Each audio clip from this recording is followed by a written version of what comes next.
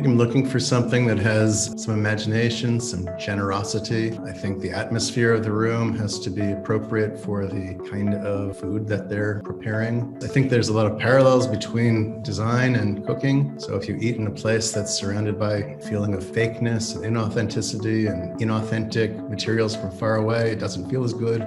One of the challenges for restaurant design is to make sure that you feel like you're in a high design experience, but yet it's still welcoming and warm. I personally don't want to be in a situation where it's feels very cold and bleak. The use of materiality is so important because in a restaurant, you're actually sitting for 2 or 3 hours and experiencing those materials. And that's a really important part of the process. The design has to reflect the type of food you're offering. We need to focus on the ambience and reflect the food, I think. Part of the experience of the food is the interior design. So in this type of project, we have to be completely merged with the type of food. I think probably the single biggest aspect that's changed is the desire to create connectivity with the outdoors, being able to blur the lines between indoors and out. I think there's a new sense of awareness about tactility and natural materials, and people are looking for that connection, whether it be to nature through materials or nature through blurring the lines between indoors and out.